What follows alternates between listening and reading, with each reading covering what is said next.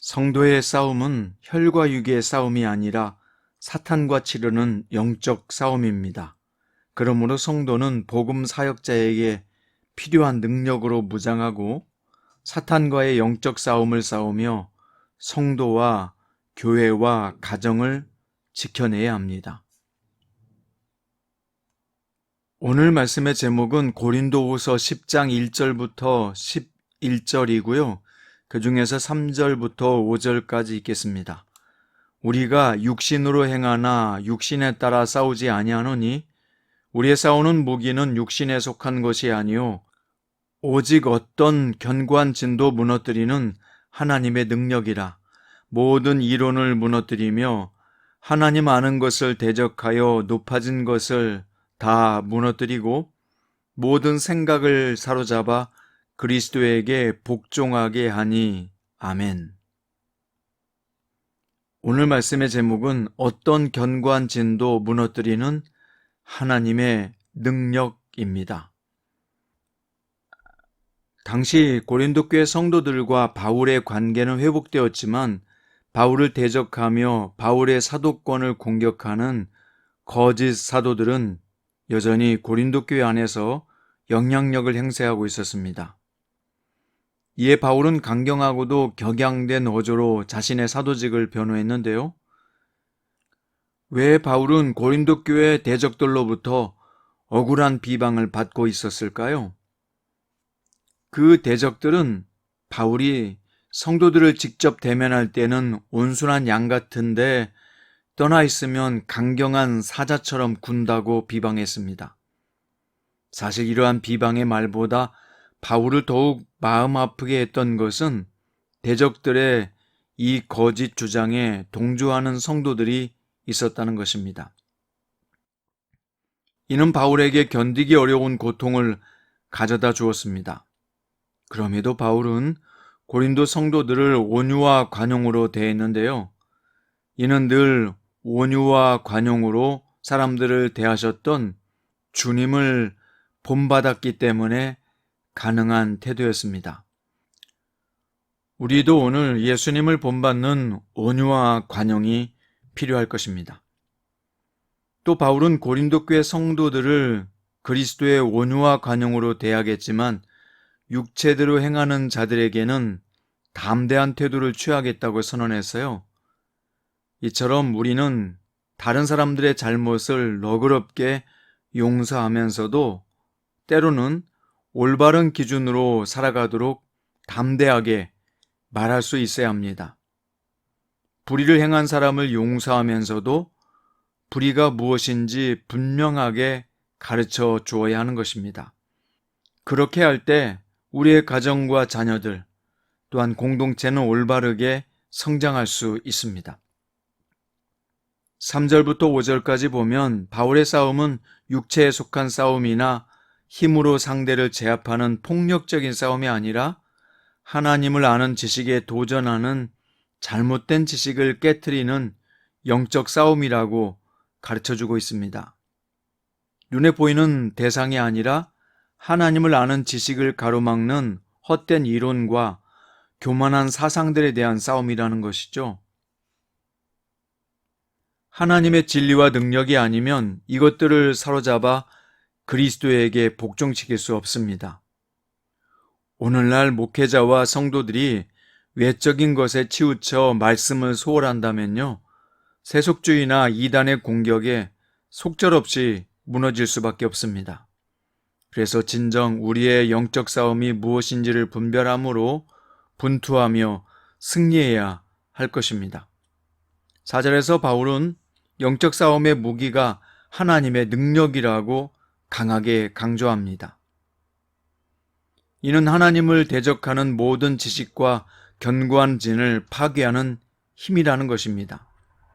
여기서 견고한 진이란 하나님을 대적하며 높아진 인간의 교만한 지식과 사고를 의미합니다. 인간의 지식은 마치 견고한 진과 같아서요. 그리스도의 복음을 들어가는 길을 가로막고 있기 때문입니다. 그런데 복음은 그것을 쳐부수고 그리스도께 복종시키는 강한 능력을 가지고 있습니다.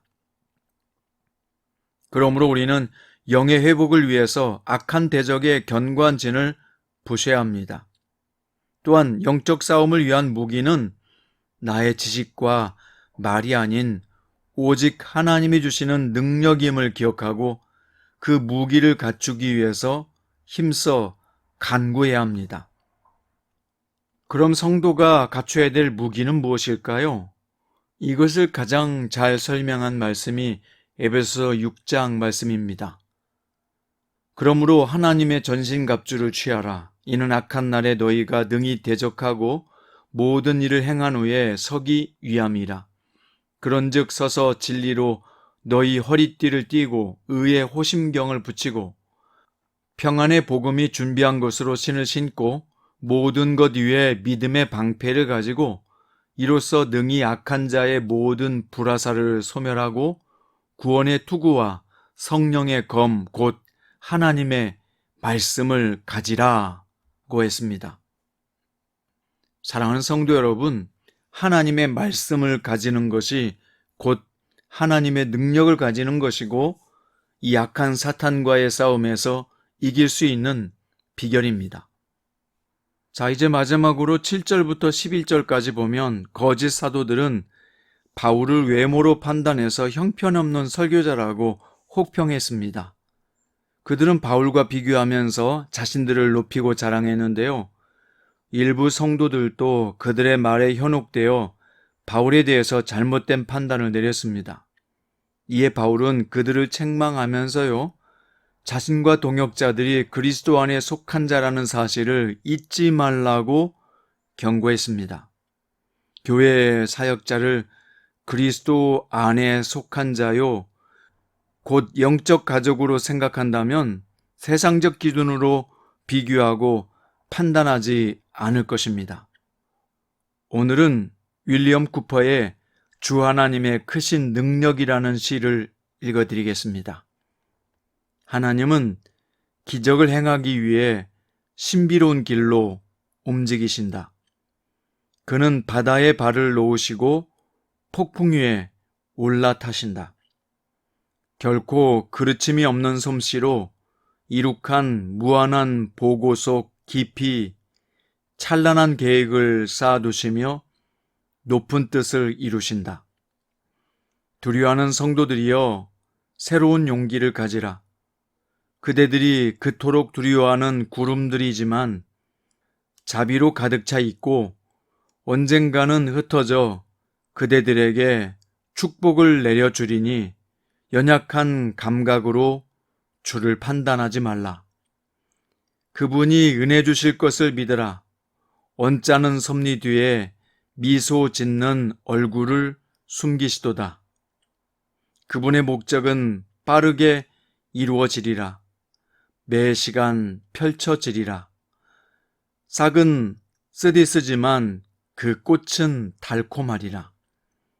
맹목적인 불신은 정녕 잘못된 것, 그의 솜씨를 헛되게 살핀 것이니라. 하나님은 그 나름의 해석자, 그것을 뚜렷하게 풀어 주시리라. 사랑하는 성장 큐티 가족 여러분, 사람의 능력을 의지하지 마세요. 사람의 지혜도 믿지 마세요. 세상의 어떤 지식도 우리를 영적으로 무장시킬 수는 없습니다. 오직 하나님의 말씀으로 무장되어 이 모든 사탄의 공격과 비방들을 물리치고 영적 전쟁에서 승리하는 굳건한 성도들 되기를 바랍니다. 그래서 가정과 교회 공동체를 지켜내는 복된 성도들 되시기를 주님의 이름으로 축원드립니다. 기도드립니다. 사랑하는 주님, 오늘 우리는 바울의 온유와 관용에 대해서 배웠습니다. 하지만 육체대로 행하는 자들에 대해서는 담대한 태도를 취했고 영적 전쟁의 의미가 무엇인지 배웠습니다. 주님, 우리는 영적 싸움이 무엇인가를 분별함으로 오늘 또 분투하여 승리할 수 있기 원합니다. 내 안에 있는 견고한 진, 가정에 있는 견고한 진, 우리 공동체 안에 있는 견고한 진을 주 예수의 복음의 능력과 예수님의 보혈의 능력으로 물리쳐 주시고 파쇄시켜 주시옵소서. 오늘 또 살아계셔서 역사하시는 예수님의 이름으로 기도드립니다.